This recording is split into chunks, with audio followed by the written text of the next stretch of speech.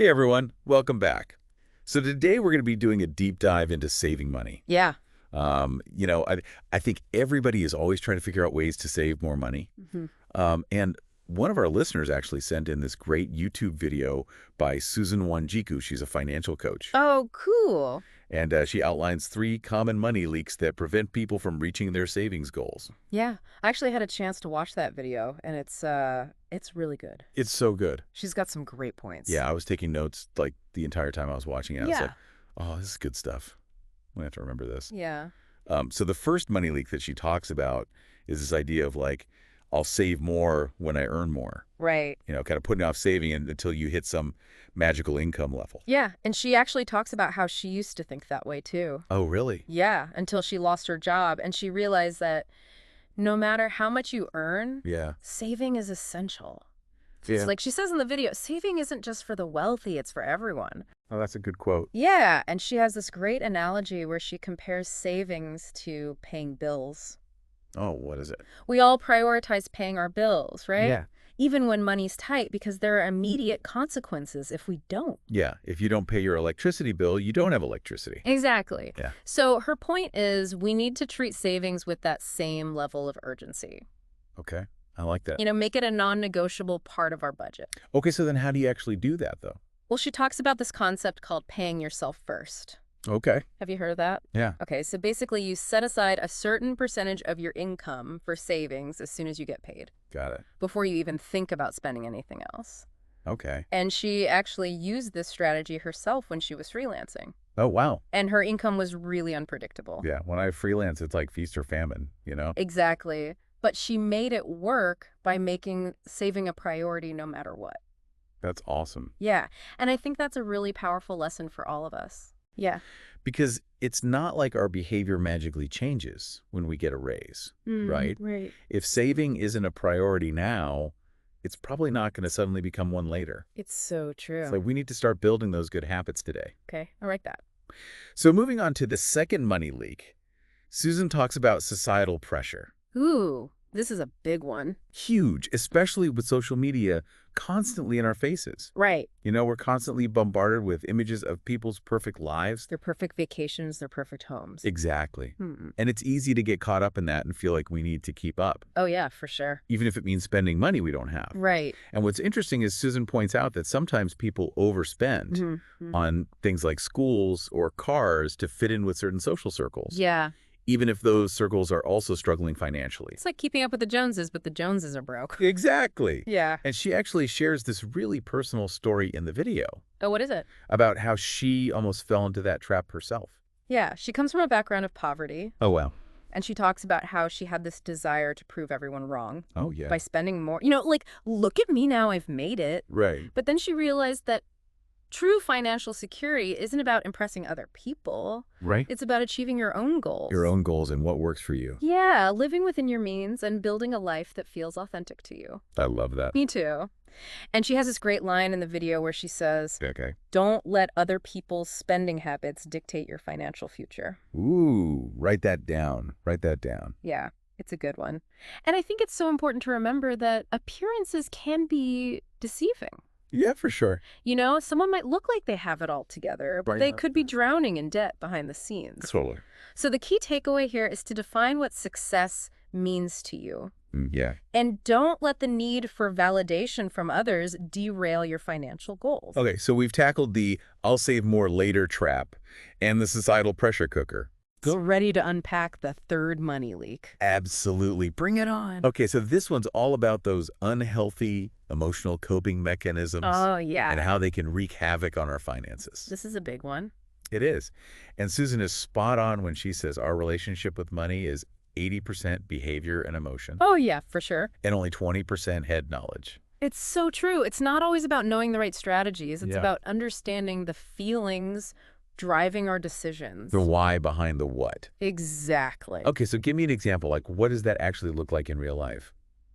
Well, she talks about impulse buying. Oh, yeah. Yeah. I think we've all been there at some point. Oh, for sure. You know those moments where you're feeling bored or sad? Makes you see something shiny and new, and you just got to have it Exactly. And then you end up spending money you hadn't planned on spending. and regretting it later. Exactly. Yeah. And she points out that sometimes these spending sprees are really just a way of Mm. trying to numb out uncomfortable emotions. Yeah, I can see that. Like we're trying to buy our way out of feeling bad. Retail therapy. Exactly. Hmm. But as Susan says, sometimes what we really need isn't a new pair of shoes, Right. but maybe a therapist to help us work through those emotions in a healthier way. Okay, so true. So true. You know, sometimes we got to address the root cause of the problem. Yeah, instead of just trying to cover it up with stuff. Exactly. And what's also really interesting is that she talks about how our upbringing Okay. and the people we surround ourselves with can also influence our emotional relationship with money. That makes sense. Like, if you grew up in a household where money was always a source of stress, Right. you might carry that anxiety with you into adulthood. Yeah, even if you're doing well financially now. Exactly. And she even talks about encountering people Mm-hmm. who have this scarcity mindset. What does that mean? Like, they see limited opportunities even when there are clear paths to success. Oh, yeah. It's like they're wearing these blinders that prevent them from seeing the abundance that's all around them. It's crazy. It is. Mm. But it just goes to show how powerful our beliefs in our environment can be. Right. And on the flip side, she also emphasizes the importance of surrounding yourself Yeah. with people who have a positive and abundant mindset about money, Okay. because their energy and their beliefs can be contagious too. Yeah, like you're the average of the 5 people you spend the most time with. Exactly. So choose those 5 people wisely. Ooh, that's good. Right. That's good. Right. Okay, so speaking of people we surround ourselves with, Yeah. Susan also dives into this really tough but real topic Okay. about the pressure to say yes to financial requests from family and friends, Oh, yeah. even when it strains our own budget. This is a tough one. It is. Yeah. And remember her video about black tax? Oh, yeah. It went viral It did. because it touched on this very issue, those unhealthy boundaries Right. and the fear of disappointing loved ones. It's hard to say no to family, It is. It's so hard. especially when you know they're struggling. Yeah. And it was eye-opening to see how many people struggle with that. Yeah, I was surprised by how many comments and messages she got from people Right. who were dealing with that same issue. Yeah, it's clearly something that resonates with a lot of people. It is. So it seems like this third leak is really about recognizing how those unresolved emotional baggage, Yeah. negative thought patterns, and those unhealthy boundaries can all create major obstacles to saving. Right.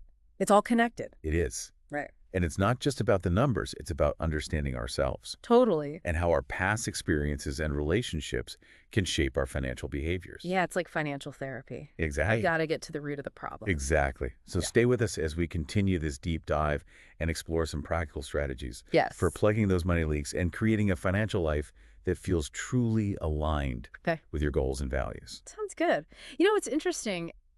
As we're talking about these money leaks, it really strikes me that Susan's advice isn't just about like changing our financial habits. Okay. It's about like shifting our mindset about money altogether. Okay. I'm intrigued. Tell me more about this whole mindset shift thing. Well, think about it. She talks about how our relationship with money is 80% behavior and emotion, right? Yeah. That means like a lot of our financial decisions, they're driven by things that we might not even be consciously aware of. So you're talking about those like deep-seated beliefs and attitudes about money? Exactly. The stuff we've picked up along the way. Yeah, like from childhood, from our parents, Or- stuff we might not even realize is influencing us. Oh, totally.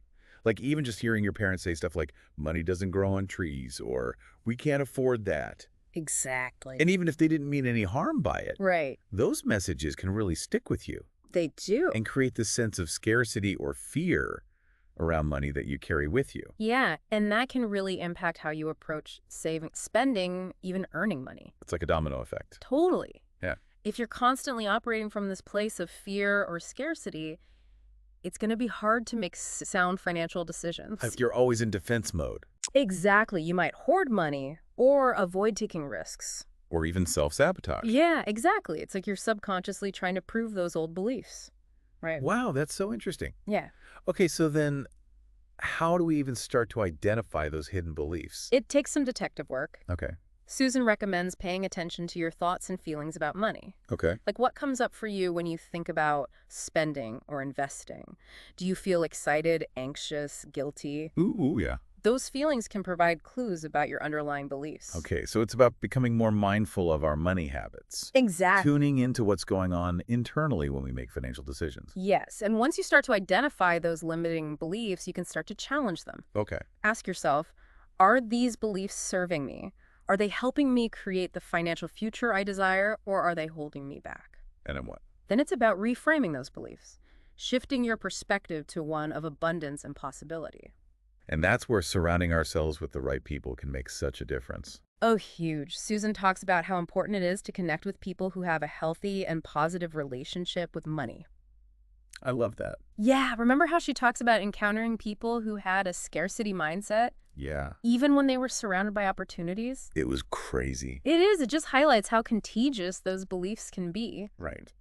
But on the flip side, being around people who are financially savvy, generous, abundant in their thinking, that can really shift your own perspective. As you absorb their energy. Exactly. And it gives you permission to think bigger and dream bigger. Okay, so it's like having a financial support system. Yes. A group of people who can help you stay motivated, hold you accountable, celebrate your successes. Exactly. Like a financial cheering section. I love that. Right. Because let's face it, managing your finances can be challenging. Yeah, it can be a roller coaster. It can. And having that support system can make all the difference. Totally.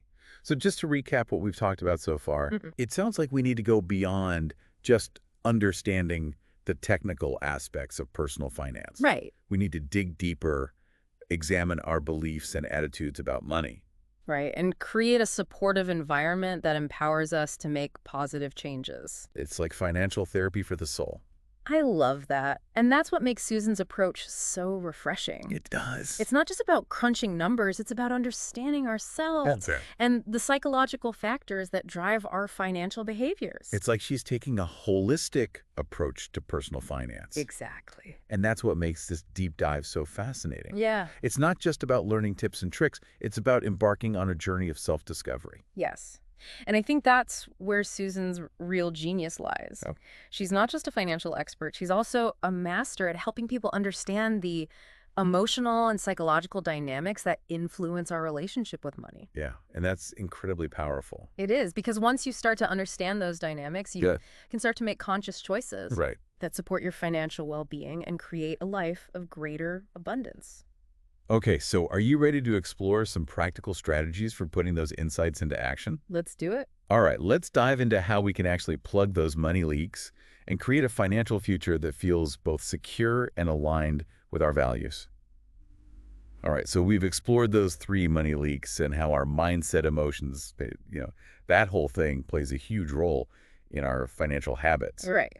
But now I'm curious, like, what can we actually do about it? Yeah. How do we go from just knowing about these leaks to actually, like, plugging them? That's the big question, right? Yeah. And the good news is Susan gives us some really practical strategies in her video. Good. It's not about making these huge overnight changes. Right. It's more about like making small, sustainable shifts that can have a big impact over time. Okay. I like that sustainable change feels much more doable Definitely. than trying to, like, overhaul your entire life. Yeah. So where do we start? Well, remember that first money leak? I'll save more when I earn more. Susan's advice is to start treating your savings like a non-negotiable bill. Oh, okay. Just like you wouldn't skip paying your rent or your utilities. Right. Make a commitment to paying yourself first, even if it's just a small amount. Yeah, make it a priority. Exactly. Yeah. It's about shifting your perspective and giving savings that same level of importance as your other financial obligations. Gotcha. And remember, consistency is key. Yeah. Even if you can only save like a small amount each month, the act of making it a regular habit will build momentum over time. It's those little things that add up. Exactly. Okay, so what about that second money leak? Right. The societal pressure to keep up with the Joneses. Yes. How do we deal with that constant pressure to buy more, do more, be more? Well, Susan's advice here is all about getting clear on your values. Okay. And defining what success actually means to you. Define your own success. Exactly. Like, what brings you joy? What kind of life do you want to create? Once you have that clear vision, it becomes easier to filter out the noise. Filter out the noise. I like that. Right. All those external pressures and expectations. Yeah, it's so easy to get caught up in comparing ourselves to others. Especially on social media. Oh my gosh, social media is the worst It can be. for that comparison trap. Yeah, but focusing on your own values can be a really powerful antidote. Okay. And remember, it's okay to set boundaries. Oh, yeah.